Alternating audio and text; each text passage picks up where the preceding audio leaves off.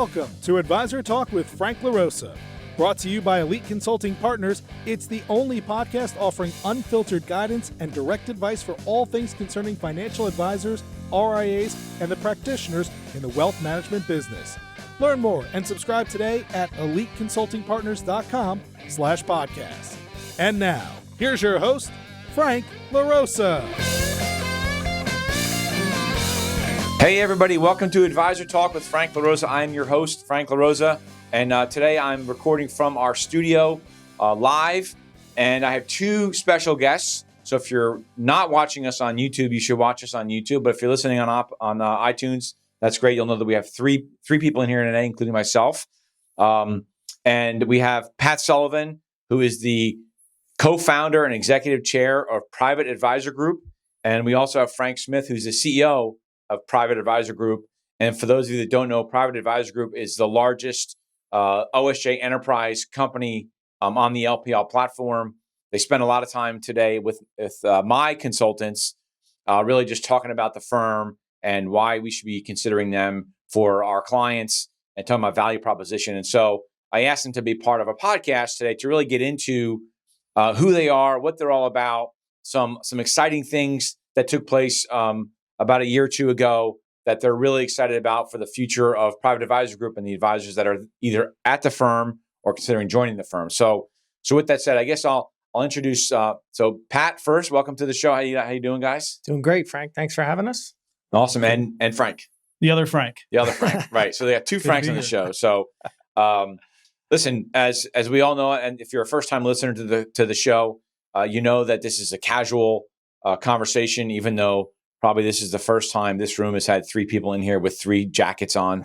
Normally I'm in a golf shirt or something, nice and casual. But we're going to have a nice conversation today. So what I want to do is really just start with, for my listeners, maybe a little bit of a history, because I think the history is unique. Because you started a long time ago with one of your partners, and it's really developed to something unique in the business, one of the largest of your size. So maybe just give us some color on the history of Private Advisor Group. Sure. I'll grab that one. So we have been around a long time. So my business partner, John Hyland, and I started together over 25 years ago. So we actually are financial advisors. That's been our training. That's how we kind of brought up in the industry. We joined LPL way back in 1997. And we saw immediately that there was a need for a more professional branch manager in the independent space. And so we dove into that. We've had tons of success, and we're having a lot of fun along the way. But right now, as part of Private Advisor Group, we have 774 affiliated advisors. And we have, 25 plus billion of assets in our RIA. We have custodial relationships with all the top custodians. We have a great relationship with LPL. We use them for broker-dealer for all of our advisors who choose a broker-dealer affiliation. LPL is also a great custodial option, but we have Fidelity, Schwab, Pershing, you name it, we can provide that for advisors. So you made an interesting point that when you started with LPL, they had 2,200 advisors total. Right. Yeah, and now they have 22,000 advisors. So you along the way. And then Frank, when did you come into the picture, and what is your role there? Yeah. So CEO, so overhead. But I've known Private Advisor Group for 18 years, a long time. And I spent 13 years at LPL Financial. So they were a client at one point. And we had always joked about me joining Private Advisor Group, and we fast forward to early 2021, and we were able to make that happen. And that was part of a really well thought out transition plan as Pat and John look to evolve the business into the Private Advisor Group of the future, recognizing still there's a lot of elements of the past that we want to hang on to. So friend of the firm, friend of the family for a really long time, and now I'm fortunate to lead a group of very special people on behalf of a really, really cool advisor community. Awesome. Yeah. Now, a couple of years ago, there was an announcement, and I knew him for a short period of time when he was at Cetera. But a couple of years ago, RJ Moore came in Right, depends. I'm not sure what his Yep. nick, what Yeah. name he's Yep. going to go RJ by Robert this year, Moore, right? yeah. Because it changed, right? So what did that come about, and what is he doing for you guys? Yeah. So RJ, we've known for forever. So RJ joined LPL back in 2009 as their CFO. So we became friendly with RJ then, and kept a friendship along the way with him as he went on to CEO of Legal in General and then Cetera. And as John and I were sitting here looking at Private Advisor Group in that 2019, 2020 timeframe, we believe that the independent financial advisor is sitting in the exact right spot in the industry. And then because we're supporting that advisor, we believe that we're sitting in the exact right spot in the industry. But maybe as two sales guys, financial advisors, we might not be the right two to take this to the next level. So we started looking around for someone who could kind of bring the corporate side of things, but also still keep our culture and the way we kind of run things. And again, we knew RJ for years and were able to kind of twist his arm, convince him to kind of come in and be part of the future of Private Advisor Group. And really, he has transformed the company. His first and best hire was Frank Smith right here. So his only hire. we were very, very happy with that. But since RJ came on and Frank right behind him, we've doubled our home office staff and really have added a lot of capabilities. So. Yeah, and what's been great about that transition is we've worked through the transition of the firm, which is something we talk to advisors about all the time, is how to have a thoughtful succession. And we've done that in a way where we still have a lot of the tribal knowledge and the culture of the co-founders with Pat and John, which is terrific, and a lot of the legacy team at Private Advisor Group. You have the knowledge of an RJ Moore who, we joke has forgotten more about this business than some of us will ever know. And now we've structured ourselves to really be equipped for the next 25 years. And so as advisors are looking at our firm, both existing and new, there's that peace of mind that we've already been through our succession. We what Private Advisor Group is going to look like for many, many years. So there's continuity in culture. There's continuity in how we operate the business with this really quality mix of legacy and culture with maybe some new innovative and potentially evolving ways of how we approach this. So it's a fortunate spot. I'll speak personally. It's a fortunate spot for me to be in as CEO, where I have access to a very engaged team that helps coach, shape, and guide. And it's great for advisors who still have access to that because it's part of their past, but they're very excited about the direction going forward. Now, did you one of the questions I always ask people is sort of like, who are you, right? And that's not are you multi-custody or are you whatever? Like who are you? One of the things that I had admired about RJ, and again, I didn't know him all that well, but I knew people that worked with him, and they it was like he's a great guy, and it was like a cultural thing. It was a values thing, and I know that you, Pat, you talk a lot about that stuff. So maybe talk a little bit about the culture and the values and the core values of the firm. Because it's not just about technology and just about the deal and all that other stuff. There's other things that go into becoming a great company, right? To be where you are today. And actually, I want to bring you a follow-up question about, as the founder, what is it like? Right? One of the co-founders, what is it like in this sort of shift? And maybe it's even better. And maybe I'll take some. I'll let Frank do the values, and then I'll take the. So tell me a little bit about that as a firm. Who are you? Yeah, so going back in time, when I first met Private Advisor Group, and you'd see them at conferences, or you'd engage with some of the advisors or the people, there was something very unique and special about the firm, and it was very much the people and the culture that was created. That's sometimes a really tough thing to quantify. So what we were very disciplined in doing over the past couple of years is trying to quantify that in terms of our principles, our core principles, and how we operate and how we make decisions in the business, but also our values, how we show up every day, and what do we want to be known as. To your point, Frank, outside of technology, outside of payout, and outside of some of the more tangible aspects. So when you look at the core principles, which is what we hold ourselves accountable to and how we make decisions, it's 5 things that we focus on. So it's growing and developing talent. As Pat pointed out, we've more than doubled the staff of our firm as we want to think ahead to what the future looks like. And we're developing some future leaders, which is very exciting for us. Two, we want to deepen relationships with advisors. I think every firm can say that, but we want to make sure that that's written down and we take action on that.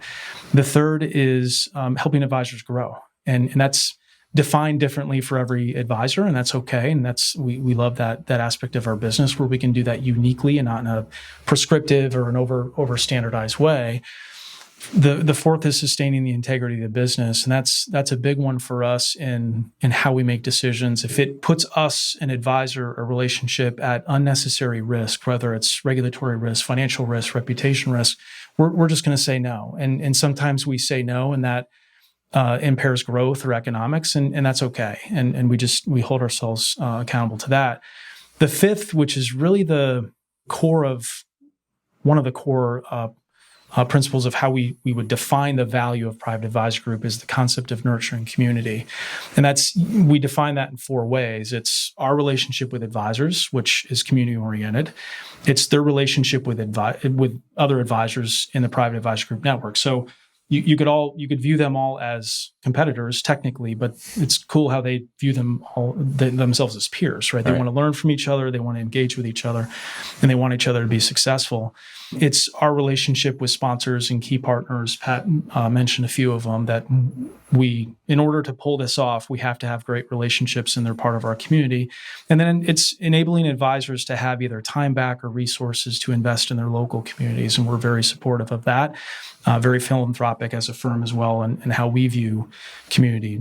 John, our other co-founders, chair of Invest in Others as an example. So it's very important to our firm.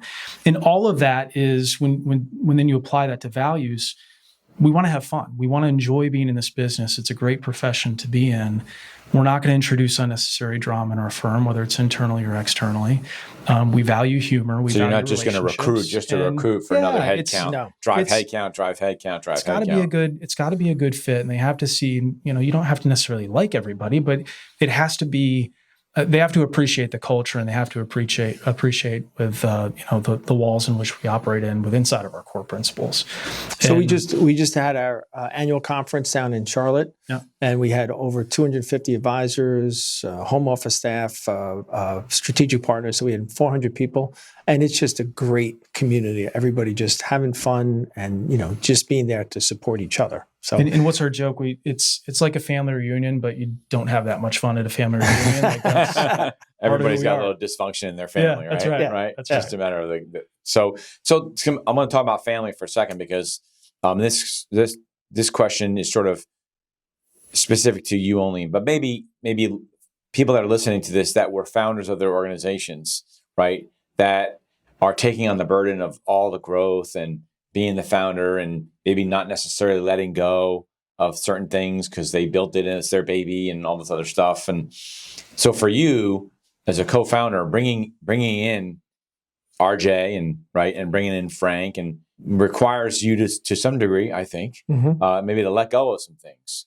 right? And then maybe or focus on maybe just the things that you like to do, right? Because I know in the couple times that we've been together, like you seem to be really having a good time, right? Right? Like yes. I've met with some other founders and they're not quite happy or smiling like you are just because they're dealing with whatever. But so what was that like for you to decide to really make a transition to give up some? I'm not talking about the financial part of this. No, right? It's the emotional part of it, right? So as a founder of an organization, like it's intriguing to me. Yeah.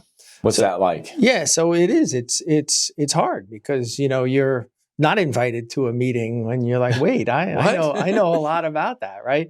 But at the same time, when there's some lawsuit or something, you don't get that call either. So it's kind of happy day there. It's been to me, it's been 2 transitions really, right? Because myself and John were running the firm, and then RJ took over as CEO. So that was my trial of moving out. And I know the business. It's in my blood. And so I kind of, I get to play, I get to work on the big rocks. So I get like, hey, you guys are working on, we launched a investment management service for advisors. I got to play in that one because it's core to me. I know what advisors are looking for. I know what I would look for as an advisor. So that's fun. Business development. I love that stuff. So I'm involved there. So again, I take the technology, the recruiting, the things that are fun, and then I get involved. I still keep my hand in the compliance stuff because I think it's important because I know the advisors and I know what we're all trying to achieve. But it is a little difficult. But Frank allows me to still go on stage at the annual conference, and but we have fun. We were out late at night before the next day when we had to get up for the conference. We're out. There's a great band. We're out having fun on the dance floor. And I turned to John and I said, our presentations at 8 a.m. would be a lot better if we weren't out till 2 a.m. And John said, we'll never know. So I'm involved as much as I want to be and having a great time. But I have a great team the power to me of Private Advisor Group was always that it wasn't John's idea, Pat's idea. It was everybody's idea. Jim Perhax has been with us since 2001. My brother James has been with us since 2011. We bat ideas around, and now with this new crew of Frank and Donald and Kelly and Vern and everybody else, we have a great time. Yeah, awesome. What's cool is, what we've learned is that when you put Pat as optional on a meeting, he's going to show up to the meeting. But it's which we love, but it's very rewarding that Pat can be optional to some of these things. Yes, right? Yeah, That's, absolutely. That's right. Sign of confidence. Yeah, and I think for listeners, you mentioned the term rocks. I don't want people to think that's in this context is a negative thing, like it's boulders, and that's like a traction EOS terminology. So rocks are like the most important things that help grow the company. Yeah. And so kudos to that. But and you're getting to do the things that you like to do and you're good at. Exactly. Which is awesome. Yeah. So let's shift for a minute and let's get into what Private Advisor Group is, right? So we've established that you're an LPL OSJ, and you said you have multi-custody, right? So let's just get into the weeds with exactly what Private Advisor Group is as a company, and then we'll sort of move into sort of like some of the partnerships and some other things, all the cool things you have going on. So neither one of you can take that one. Yeah. So can I'll just do anything you want. Not to correct you, Frank. Not to correct you, Frank. I think we've evolved. I know we've evolved from. Certainly, we started as an OSJ. Yeah, right. Morristown Financial Group was an OSJ. After forming the RAA and then expanding affiliation options, expanding the advisor optionality that they have available to them through different custodian relationships, different product relationships, we consider ourselves less of an OSJ now, certainly serving in that function, more of a national financial services firm. So we are an RAA, an independent RAA, and we do have an incredible relationship with LPL as a broker-dealer. LPL is our primary custodian, at least in terms of assets currently, but other custodian relationships, other product relationships where we are serving in a function that there are some intermediary services, but we are a core independent RAA operation. And so that's, we know the term OSJ is used at an industry level, but we just want to add some context to that. But I think if we were to define us, and I'd love for Pat's point of view in this too, we play a really critical role in this space in a couple different ways. One, just given our scale, as Pat mentioned, over 770 advisors and 25 years plus experience in this business, there's a certain amount of, and this is not us being braggadocious or patting ourselves on the back, there's a certain amount of credibility and scale that we've built that advisors see value in. And some of that credibility, scale, value extends into how we've developed relationships with some of the key providers in the space, whether it be broker-dealer partnerships, custodian partnerships, sponsor relations, technology relations. So advisors can partner with us in a way that they're wildly independent, but still get access to all the big firm feel, but be part of a much smaller, more like-minded community. So being a part of a community of 770 advisors, that might seem like a really big number, but that's much smaller when compared to literally tens of thousands of some of their alternatives. I'm not saying that either one is right or wrong. They're just different. So if an advisor values big firm resources and feel, tapping into that scale, but they also very much value a smaller community, we play a really unique role there. The other role that we play is just in terms of execution and helping advisors who need to solve for very unique things, whether it be multiple ways of affiliating with us or multiple custodian or product relationships, or just coming to us, with just some unique problems, or not unique problems, some unique opportunities that have some nuance to it that we can solve for. We're a nimble organization that doesn't have full standardization across 770 advisors that allows us to help them problem solve for those things. We can't do it perfectly every time, or we can't do it every time, but it's something that part of our culture, part of our upbringing is we want to roll up our sleeves and help them with that, which they may not get if you lack scale. You may not get if you are one of tens of thousands of advisors also competing for that space. I don't know if you add No, to absolutely. that. But I would also say that we're cutting edge too. Yeah. So the big rock I was working on last year, along with Frank, was our investment models that we came out with, and that part of that was direct indexing.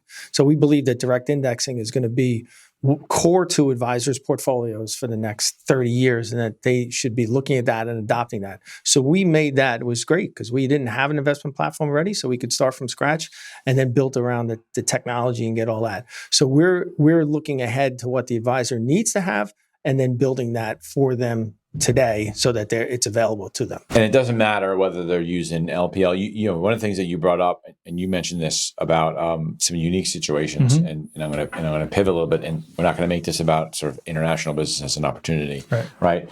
But I do think that's one of the things that I learned today at our meeting is that you can actually handle clients or advisors that have international clients. Was that by accident? Was that something that came up from sort of dealing with a client issue? So you mentioned working with advisors that come up with unique situations, and sometimes business lines are not, sort of strategic and smart choices by the co-founder. Sort of like, oh shit, we have to solve this problem. How do we do it? And then it turns out to be an interesting business. Yeah. So most firms and most independent firms have no interest in that line of business. Right. So how did that happen? Just again, we're not going to make this an international conversation.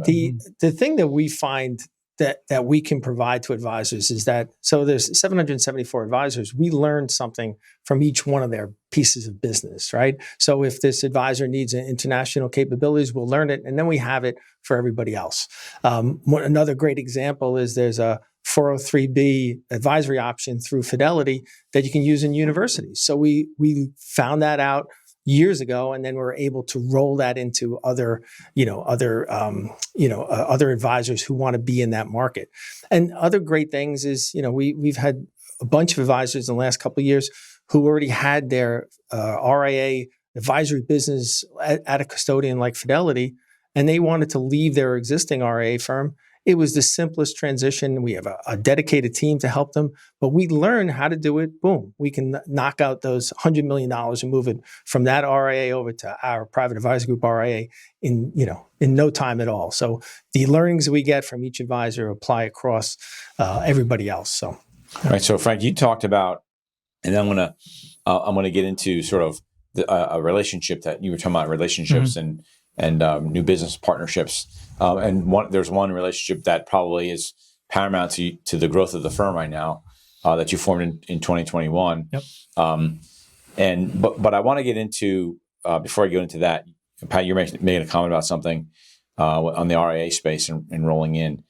I think that's something that most people don't know about Private Advisor Group, that there's this opportunity, which I think is a massive opportunity right now to help smaller RIAs that are with Schwab or Fidelity or whoever that are looking for an alternative solution to what's happening to their businesses with the SEC becoming more onerous. And you gave some examples of, one was an unfortunate situation where the owners sort of got caught blindsided, which is an issue that I talk about. And that is, we are all, and you were an advisor, I don't know if you were an advisor, but you were an advisor, I was an advisor, right? Like, we're sales guys, right? Yeah. And so all of a sudden, a lot of these RIAs, which I call RIA by accident, they're sales guys and they bring all these assets in. All of a sudden, they have a multi-billion-dollar RIA and they don't know how they did it, right? And then they pay somebody. They think that they can just pay somebody to go like, oh, run the business so I can go sell. But you had a situation where the CCO of the company sort of did something wrong and the owners weren't aware, and we don't need to get into it. But the fact of the matter is, you were able to come in and solve that problem. And so how did you solve that problem? And why is the RIA opportunity so important right now? Yeah, so I'll put that one in a little bit broader context, because we've solved for a few to several recently, and continue to have quite a few of those opportunities presented to us. So thematically, a few things that we're seeing. One is we love, because we're so passionate about independence, we completely understand. I mean, Pat and John did this. We understand an independent advisor's mindset in wanting to form an independent practice or an RIA, given what they're trying to do, the advice they're trying to give in their local communities. We totally understand why advisors do that. I think the challenge sometimes is, especially in this regulatory environment, especially with cyber and some other threats that maybe we didn't see years ago, other elements of the cost of operation, or the relationships necessary to be competitive, you start adding all of that up. And if you're a smaller RIA, which you're doing incredible work in your community, it's missional work, we're totally aligned with the concept, you find yourself in a position where either you are caught blindsided, not intentionally, right? That's the whole concept of blindsided, or these are the jokes. Yeah. These are the, or you find yourself in a position where someone has completely out-invested in their RIA, where you're not even in a competitive position anymore, and you're having a really hard time keeping up. Or you haven't done what John and Pat did a few years ago, which is in a period of high growth and running a good business, and not in a period of duress, think through how do we create continuity in our firm, continuity in our culture, and equip us to be a generational wealth management firm for the next 25 years. So many RAs we find, because the owner of the RA is wearing so many hats, just given the lack of scale, all of that's catching up to them eventually. And if it hasn't yet, in a lot of cases, unfortunately, it probably will. So thematically, we're seeing a lot of RA owners come to the conclusion that either they don't have the right succession plan in place, they don't have the ability to compete at a level they want to because they haven't been investing in the business or can't invest in the business, or the regulatory environment and other pressures are catching up with them, and they just don't know where to go. We're an incredible source for them, where they can keep their local identity. They can most likely improve their economics. When you start thinking about the cost of all those things that we rattled off, including the cost of risk that's unknown, including the cost of not growing, which is sometimes unquantifiable, time, everything. Yeah. We're able to give that back in a way where they maintain their identity, they maintain at or better, usually, economics. And now they have access to scale and community and resources that they otherwise wouldn't have had access to. So in essence, it's a have your cake and eat it too type scenario, where you're still operating independent, as you're accomplishing what you set out to accomplish to begin with, but you don't have to do that by being your own RIA. Right. And that's really, we're seeing a pretty significant trend in that direction. And fortunately, we've built scale, and as Pat said, every one of these that we do, we learn from that, and we're able to replicate that to the next one, We think there will be a snowball effect, and we're ready to help anyone that's ready to have that particularly conversation. with those RIAs that are, they're coming to that realization that it's too much work to be doing it on their own and not the payoff. We have a determined process of how to move them, what's the right way for their firm, what's the right way for our firm, and the process to make sure that that's a very smooth landing from their own ADV to ours. Right. And Frank, to your point, and I've done the math and I've done the pro formas over and over and over again, most of the time, if you're managing the business the right way, the economics can be just as good, right? And even if they're not, let's say they're slightly a little bit lower, I try to get clients to look at that as an investment back into themselves. Yeah. Right? What does that mean? Maybe you don't want to work as hard, but maybe you want to spend more time with your family. You want to go on vacations. Well, what's that worth? If it's $100,000 or $200,000, after taxes and all the other stuff, and you're already making a ton of money, that could be meaningful to something else in your life. So, and the next question that they'll typically ask you, because those are all the benefits. Right. The next question they'll ask you is, well, what am I giving up? Because if it's not mine anymore, and there's an element, we get it. There's an element of pride associated with that. That we have to help them, we have to educate them to help them get past. If they can, they're not really giving anything up on the negative. Sure, our name might be in a disclosure, but they're not giving up their brand, they're not giving up identity, they're not giving up how they do business. it largely operates the same way. We're not going to come in and say, well, this is the private advisor group way of doing things, and you got to stick our logo on the door.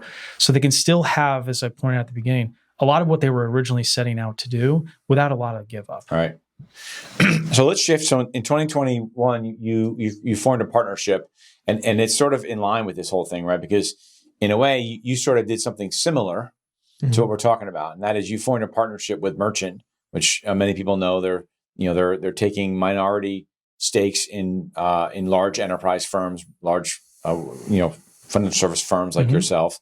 I won't use the OSJ term, but it makes sense, and I everyone sort of knows I feel that bad term. for correcting you. That's No, not all the time. My wife doesn't. Everybody corrects me all the time, so it's fine. I'm used to my it. turn. Yeah, I'm used to it. Right.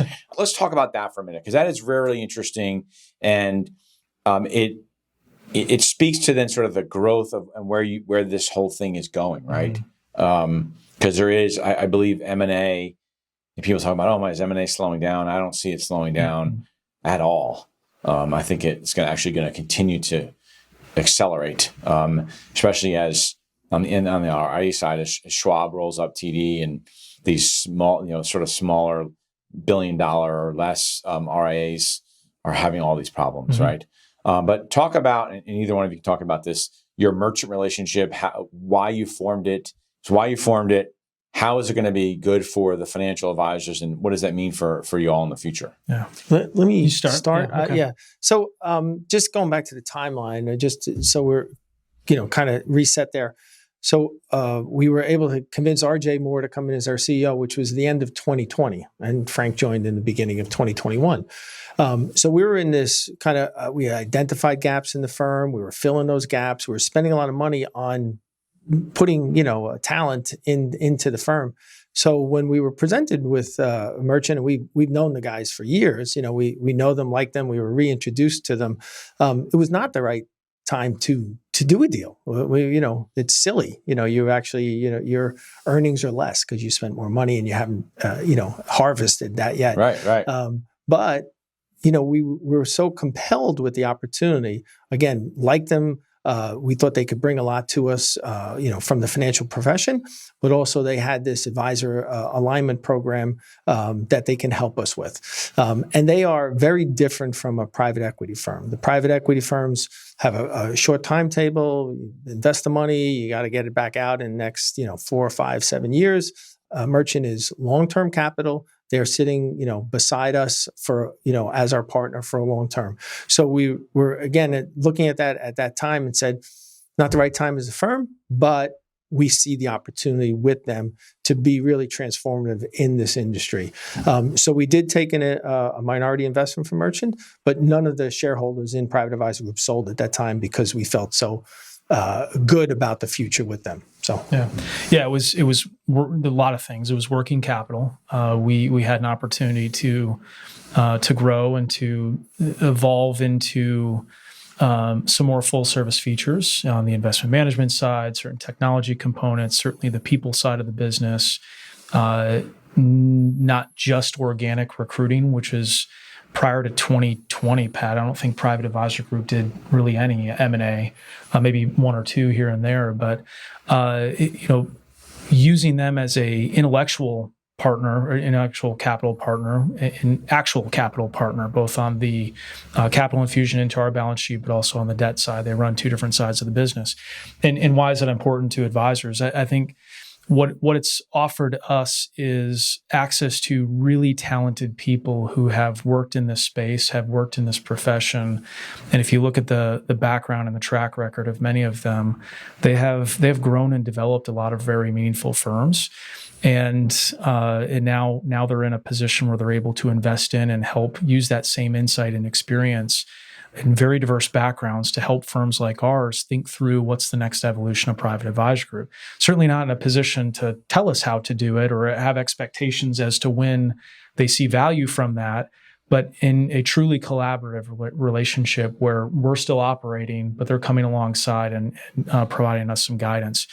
It's also important as we think about M&A, as we think about, and you know this, how the recruiting landscape has evolved, where More advisors are. You mean it's not dead, like James Gorman said? I don't think so at all. Right? It's just. By the way, Jim, if you're listening to this, I'd love to have you on my podcast, and we can debate that topic. We have room for a fourth person in here, so we can. The independent financial advisor is sitting in the exact right spot in the industry. Yeah, that's where I totally. And it takes capital to keep up with the evolving recruiting landscape, the evolving M&A landscape, to fast forward some of the investments and what we want as far as outcomes of investments in our business. So they serve a number of functions. If I were to sum that up, one is just a strategic thought partner, right? They help us think through some of where we're going.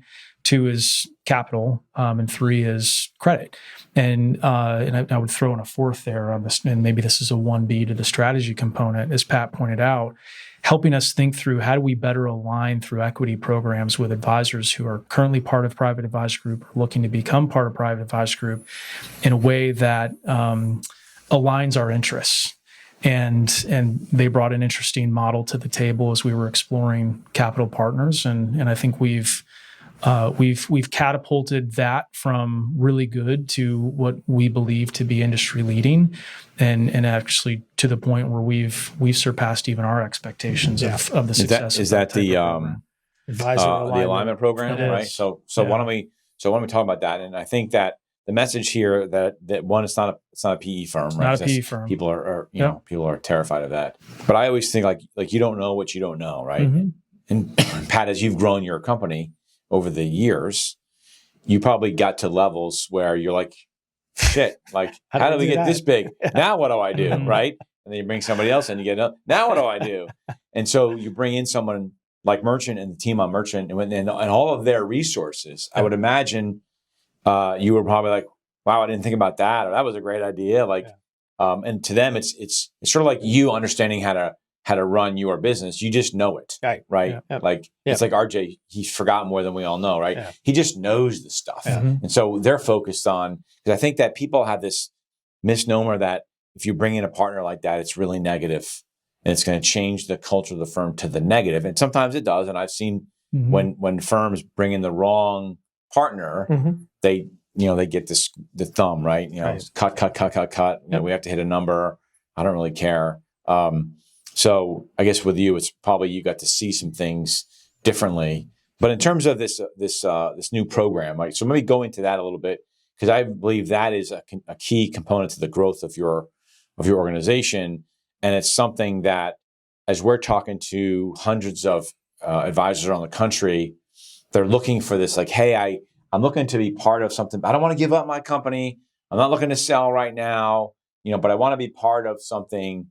Whether they talk about the multiple opportunity and, they get into that thing. And so this is unique because it allows them to maintain their business. Well, you guys can explain it, because I'll butcher it. I'll just start and then you can take it, Frank. But, the just in the landscape alone, the private equity firms, the PE firms have played well in this space for the last 10 years. And what they've done is they bought up the individual advisors, at 2.5, 3 times their GDC, their multiple, their revenue. And then they package them together and then they sell it at 15 times EBITDA. And the advisor's done okay. You're 2.5, 3 times, you've done okay. But the PE firms have made all the money. And what we're doing here with Merchant is really, we're cutting out the PE firm. We are kind of sharing that multiple then. We're an institutional firm. We have a better multiple than the advisor on their own. But we only have an institutional multiple because of our advisors. So we want to share that multiple with our advisors and with the advisors who want to come join us. And the simple thing is, if an advisor, $1 million advisor, was to sell their practice today, they can get 2.5, 3 million. But with our program, they're going to get double that and still have a residual income at the end. So, that we are very excited about it being unique in the industry. It's really game changer, and that is a great place for advisor to run their practice, but be part of an institutional firm. Yeah. So I add a couple of things to that, and not to pile on, but one more comment on the concept of PE money. PE money versus other third parties, minority investors.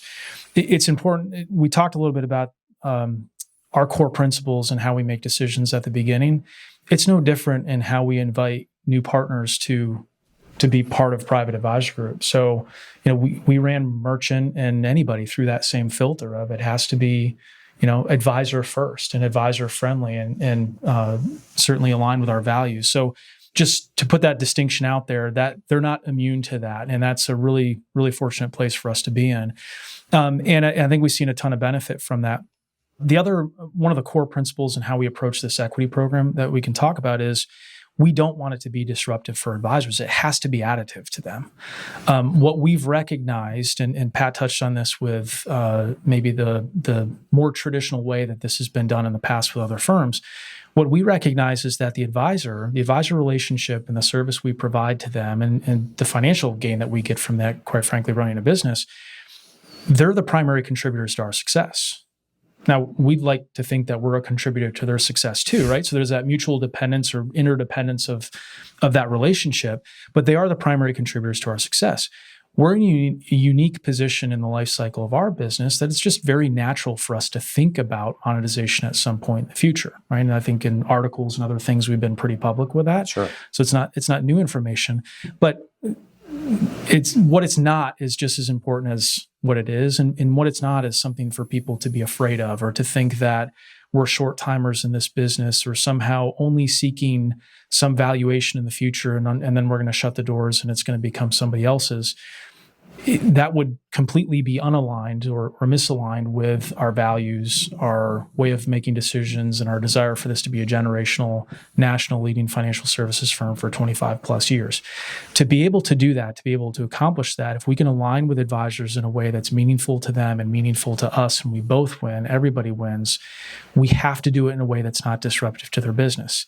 What's disruptive to their business? It would be requiring them to change the way they operate or change who they partner with or change custodian relationships or broker-dealer relationships. To us, that's off the table. That's non-negotiable. That's a non-starter. We believe that we can accomplish what we're looking to accomplish as a firm in a non-disruptive way. So the program, just to talk through a few elements of that, for existing advisors of Private Advisor Group, and for advisors, we talked to your team today, for advisors who are thinking about joining Private Advisor Group, we will purchase a small percentage of their practice, call it a 10 to 20%. It really is advisor driven. It's up to them on how much of that they want us to purchase. We'll give them a very competitive multiple in exchange for that purchase of revenue. And we're not purchasing clients, by the way. That's a very important distinction. We're purchasing the revenue or the cash flow of their business. Are you purchasing their EBITDA? Or are you purchasing their revenue? Their gross revenue? Yep. I think that people get that confused all the time. Yep. Yes. I call it above the line and below the line. Right. Yeah. We're purchasing above the line. Right. So before local expenses. Totally. Which we want them, throughout all of this, we want them to stay motivated to have good expense management discipline and grow the business because that's what they do every day. We don't want that to change. So in addition to what we purchase, we also give them equity in a vehicle that we created. And just by saying we created a vehicle, it doesn't have to be complex. It's just a more of a reporting entity or legal entity. And they then become equity participants or equity owners in this vehicle. So in the first year of rolling this out, we've had incredible adoption of this with advisors at Private Advisor Group, and some now coming in from the outside that are viewing this as an attractant to them wanting to solve for some specific succession or liquidity needs as they plan in the future. So it's been a great recruiting tool, but they become equity participants in this entity, and now they're motivated to grow because at some point in the future, when we seek some level of monetization, either partial or full, we give the advisors then as equity participants the opportunity to tag along another significant percentage of their practice to this program. That they haven't already sold. That's right. Correct. That's right. Right. Now, the benefit to, so a couple important points there. One is we never want them in this structure. There's other structures that we can accommodate that, but in this structure, we never want them to fully pledge their revenue because then we have a business that our entity would fully own with no advisor motivation attached to it because there's no cash flow. But they have the ability to pledge a significant amount, let's call it up to 50% of their revenue between the two events into this mechanism. And we share in the majority of the value of that at our monetization. So-called tag along. Yeah, the tag along. Right. Now, the distinction there, two things. One, the reason that tag along is important versus a drag along as an example. Right. Because there are programs that exist out there that are 100% or some percentage of drag along. We decided not to do that intentionally because that puts us in a position where we're accountable to creating a non-disruptive monetization event for us and for advisors. Right. So if you think about it this way, if it was a drag along, they'd have no option whether or not they participate. They have to participate. And if we present them with something that is disruptive to their business, good for private advisor group, not good for the client, not good for the advisor. We're not interested in that. So by doing this as a tag along, we present the advisor with the opportunity. They can choose at what level they want to participate. If we put a bad opportunity in front of them, they're going to participate at a low level. The value of the deal goes down. Right. If we put a great opportunity in front of them, their participation goes up, the value of the deal goes up. So it keeps us, it's a check and balance to keep us in check, making sure that we're doing the right thing. The other interesting benefit, and we knew this going in, it's why we call it the alignment and equity program and not just an equity program or something transactional, is going back to that word of interdependence. It now puts us and advisors in a position where we're not just a vendor relationship to them. We're not just providing them RIA services so they don't have to. They're now very much invested in our success and vice versa. And that just completely changes the mindset of the relationship where they're still very much independent. They're still very much in control, but they want to do well by Private Advisor Group. We want to continue to invest in them. They want to connect with their peer group who's also participating and help them grow their business. They probably also want you to bring on great teams that go into that bucket because it drives the size up and potentially the valuation and their tag along rights. They want to go buy practices now. They want to recruit to their practices now. They want to tell their friends about it now. So we've seen incredible adoption of this. And yes, that component is important to us. 100% is important to us. But what's been incredibly rewarding is just the relationship now we have with some of these advisors that has shifted to a point where we're having more meaningful conversations with them around the future of their practice, how they grow their practice, how they equip Gen 2 to take over the practice, things that may have been a little bit of a struggle before. Yeah, I was going to say, it sounds like a more interactive, engaged partner conversation versus and I'm used to saying employee-employer relationship, even though it's not, but versus that kind of like, hey, you should do this because it's better for me. This is more about how do we help you grow, sort of like what you're saying, like what a good branch manager does. Yeah, exactly. Help them grow and solve their problems. Yeah, and we're not putting Pat on a plane to go change their signage to Private Advisor Group, or we're not telling them they have to do business a certain way. We're having conversations around the value of some of those decisions in the future, but it's still theirs. They're operating it. They're still independent advisors, and so to us, it's a win-win. And we're not rushing into this, Frank. Where this is a long-term plan. Yeah, that's my next question. Yeah, going back to RJ, when RJ joined us in 2020, took over. RJ, again, financial background, incredible. So he moved us to GAAP accrual audited finances for 2020. So we have 2020, 2021. We rolled out this program last year, so we have a half a year of 2022.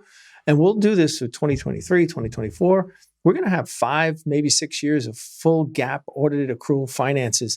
And that's what Wall Street talks. That's the language that they talk. So when we go to do a monetization event, you're going to see our revenue, and then they're going to see all these advisors and these advisors' teams stacking up because we have done this the exact right way. There's contracts, there's LLCs, there's everything done properly. So they can look through and see Frank's revenue and Pat's revenue and how that all rolls up into the mothership.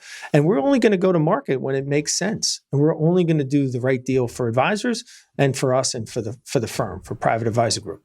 I have family in the firm. I have 2 brothers who are part of the firm. My son's in the firm. I have a niece and a nephew. John has his son in the firm, my brother-in-law. So we're doing this for the long term, not for a short-term gain. Yeah, that was my next question, which is, this is great and you're lining this all up and you're getting all the pieces in place and all the players in place. It's like getting ready for a Super Bowl winning season, right? Right. So what does that future look like? If you look at the vision of Private Advisor Group now, right, with all the pieces in place, what does all this mean? So what does it mean to you? And what do you see in the future? And then I want to go into sort of like what types of advisors should be thinking about, joining Private Advisor Group for all whatever reasons there are, but like, what is it that you're looking for? Who are the types of advisors that are most successful? So let's start with sort of vision from this point on. A peek into our strategy for, and I'll call it a multi-year strategy because we're not, we're not short time. We're not a few years out. We're multi-year. And that's why I want to know that, because I want people to understand, even though we talk, you're talking about a monetization event here. Yep.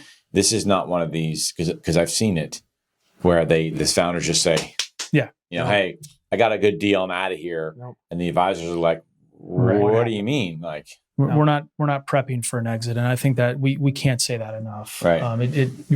We talk about the advisor life cycle, which this equity program solves for. They all will face a succession or liquidity need at some point, and we're just in a unique opportunity where we're aligning our life cycle with that of the advisor, and as we stated before, recognizing their contribution to that. So we're giving them an opportunity to participate in it, which we get giddy about and pretty passionate about when we talk about it, because we do think it is a more unique than those that we've seen or others that we've experienced. So as far as the future, so for the rest of 2023, and we've been very public with this with our advisors and with some other members of the media, because I think naturally in any sort of leadership transition, the question that we get a lot is, what happened, what's wrong, and what's the next big disruptive move you're going to make? And it's a little bit of a letdown, which is probably why we don't get a whole lot of articles written around it, which is nothing was wrong. This was a thoughtful transition and part of our multi-year strategy.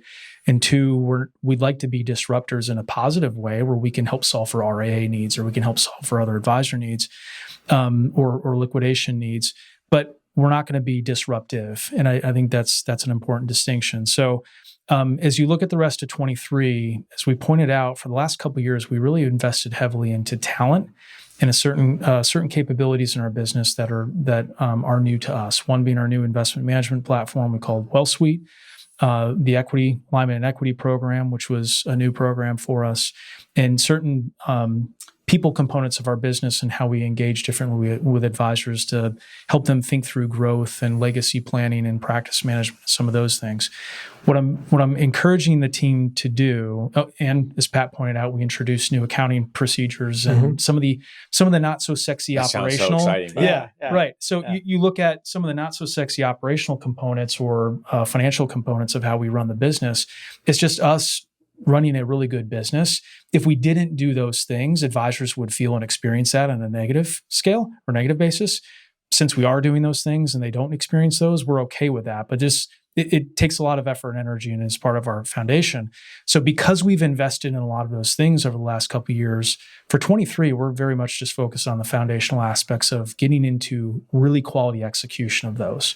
So you may see us introduce a piece of technology, or you may see us introduce an incremental element of a program that we already have in market, but we're not looking to make a lot of big splashes or we don't have to over innovate to be relevant in this business and competitive in this business.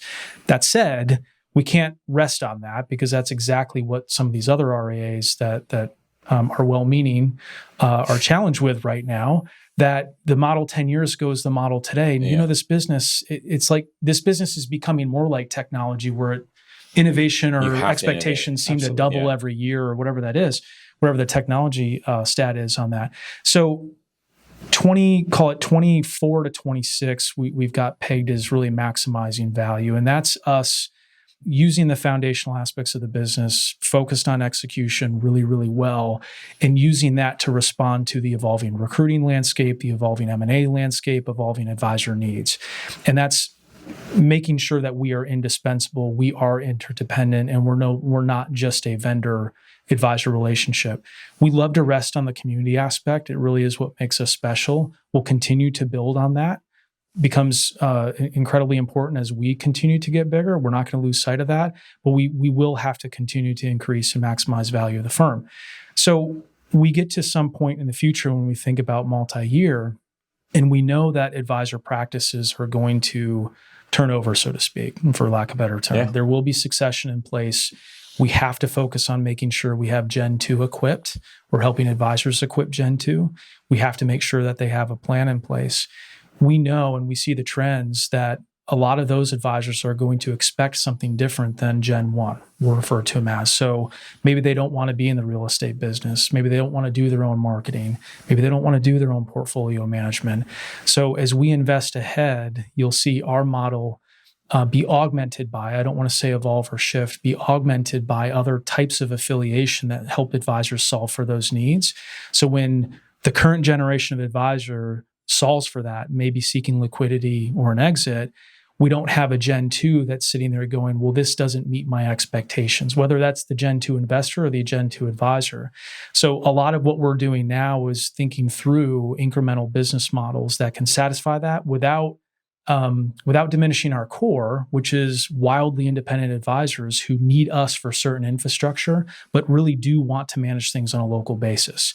And we don't want to become all things to all people, Frank, but I think we can accomplish both of those really, really well. If you need fully supported, if you want to be wildly independent or some combination in between, that's the private advisor group now as we evolve, and certainly where we're going to be in the future. Yeah, my next question was really going to be, and Pat, you can, if you want to elaborate on that piece, but the next question was like, what types of advisors are you seeking?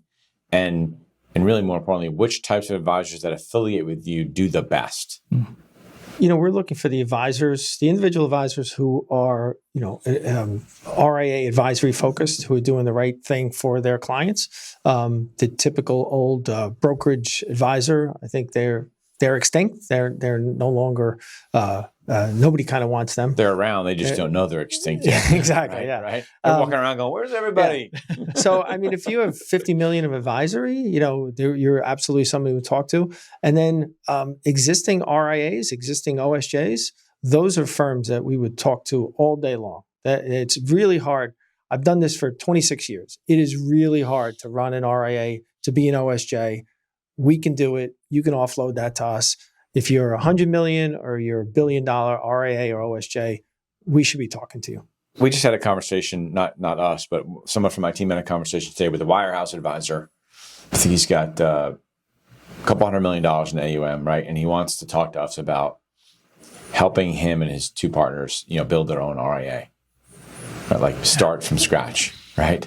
You and I chuckle because we both know where that's going. But how does private advisor group solve for that for someone like him? Or him or her, we'll say him. Yep. So Pat's statement of having started one and all the pain and suffering he Don't experienced. Listen, you see all the same data we see. RAs continue to start up, but we are also seeing large RAs getting larger through consolidation, through M&A. I was at an interesting event a couple of weeks ago with some of the top RIA CEOs, and still they invited me to the event. But there are going to be, the prediction is, and this is McKinsey data, the prediction is that there will be $1 trillion RIAs in the future, and multiple $1 trillion RIAs. So they're predicting the continued shift towards that space, the continued shift towards consolidation in that space.